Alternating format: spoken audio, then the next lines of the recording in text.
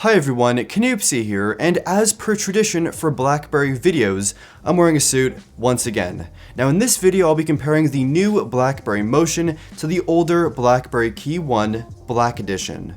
Now basically these two phones are incredibly similar. Essentially, the new Motion is the BlackBerry KEYone without a keyboard and a few other changes as well.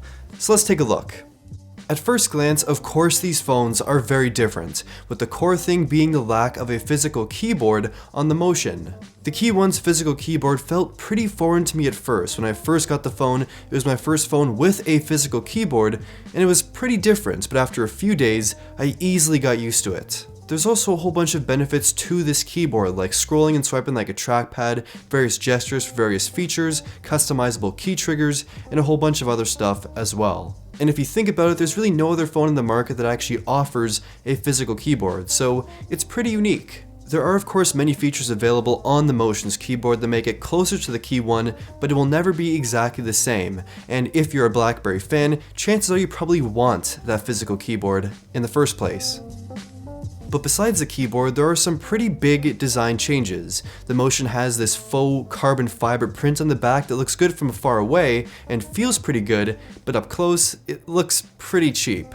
The KEYone has this very simple, soft, grippy backing that feels great in the hand and also looks much more subtle. The KEYone also feels better in the hand just generally because of the more rounded design and the better curves on the handset.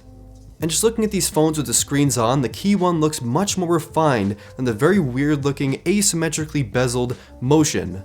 But some of the smaller details make the Motion stand out slightly ahead of the KEYone.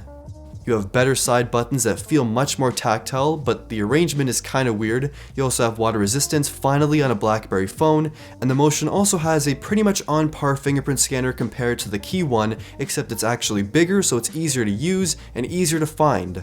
But one of the biggest main advantages of the Motion compared to the KEYone is the screen size. It's a 5.5 inch screen versus a 4.5 inch screen. In my personal opinion, the KEYone screen is a bit better looking. It's brighter, it just looks generally better. But the negative is that it's considerably smaller versus the Motion. You see less, and video watching is just not so great. The Motion is also a bit sharper too at full 1080p versus a bit under 1080p on the KEYone. And actually running on each of these phones is pretty much the same near stock Android software experience, which is Android 7.1.1 with a few useful BlackBerry tweaks. Over the next 30 seconds, I'm going to run through as many software tweaks as possible. Privacy shade. It's exactly what the name suggests, basically a privacy shade for your screen's content. BlackBerry Hub combines all notifications into one single place for you to respond, and swiping up on some applications gives you quick access to viewing what's inside. Productivity tab gives quick access to calendar, messages, apps, and contacts, and BlackBerry DTech is basically a security checkup center for your device. There's also a bunch of quick settings, a new multitasking menu, widgets, and baked-in security features that make a BlackBerry phone a BlackBerry phone. The Motion does have one feature the KEYone doesn't have, and that is the BlackBerry Locker.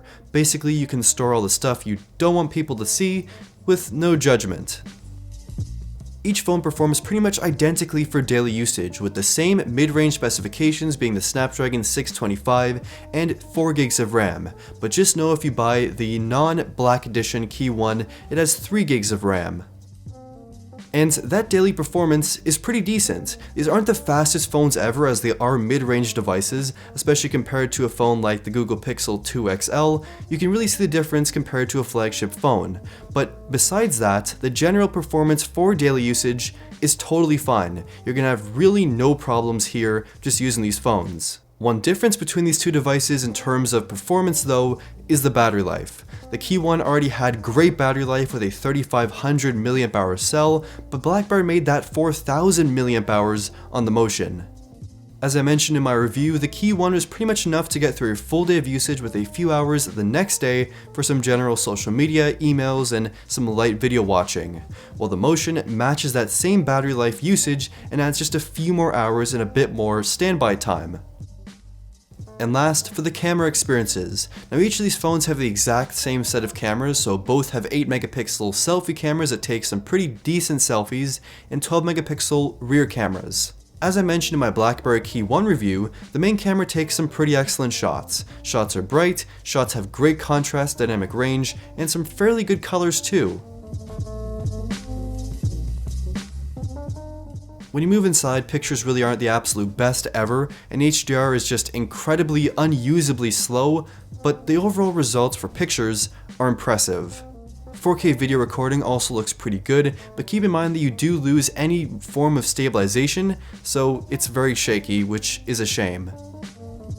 So as I mentioned in the intro of this video, these two phones are very similar, but the one that I personally choose, especially for the unique factor, is the KEYone. Now if you don't want the keyboard, you don't really care for the screen size on the KEYone, the BlackBerry Motion offers the same BlackBerry software experience as well as a bigger screen and a bit better battery life as well. Personally, I still much prefer the BlackBerry KEYone mainly because it's a very unique phone. You can't find the physical keyboard on really any other device on the market. So I prefer this phone, but the Motion is still a good phone overall. So which of these two new BlackBerry phones do you prefer? Let me know in the comments down below, and thank you for watching.